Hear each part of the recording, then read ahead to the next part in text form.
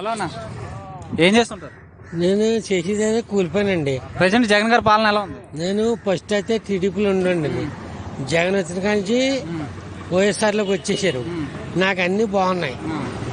AD మా ఆవిడకి చేయొత్తు వస్తుంది. డోకరా మావి చేశాడు. నాకు కూడా భూమి మీద డబ్బులు వస్తున్నాయి. చంద్రబాబు నాయుడు ఉన్న నాలో నా భూమి మీద డబ్బులు రాలేదండి. ఏడి ఈ మధ్యలో వాళ్ళందరూ ఎంగోరు. నాదైతే పక్క టీడీపీ అని నేను మారిపోయాను. నాకు భూమి మీద డబ్బులు వస్తున్నాయి. నాకు మా ఆవిడకి డోకరా మాఫీ చేశాడు. నచ్చ 30,000 మళ్ళా మాఫీ చేశాడు.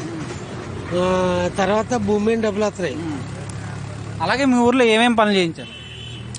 సచివాలయం కట్టించాడు. తర్వాత రైతు డబ్బులు వేసాడు.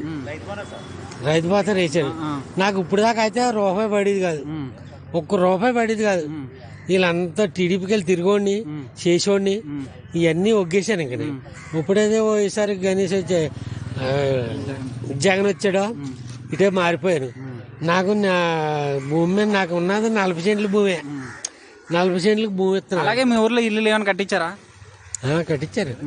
జగన్ కాలు ఇచ్చారు. ఇక్కడ ఒకటి ఇచ్చాడు. మరి ప్రతిపక్షం వాళ్ళు అంటున్నారు ఏం కట్టించలేదు, అవన్నీ సొల్లు అబద్ధాలు అయ్యో చెప్తున్నారు. ఎవడు మా దగ్గర వచ్చి మా దగ్గర చెప్పాలి కదా. నీ దగ్గర కదా, మా దగ్గర చెప్పాలి కదా. మరి ఉద్యోగాలు ఇవ్వట్లేదు అంటున్నారు యువతకి, నిజమేనా ఇది? ఉద్యోగాలు అంటే తమ్ముడు అది నీ ఇంట్లో ఉన్నావు నువ్వు. నీ ఇంట్లో 4 ఉన్నారు.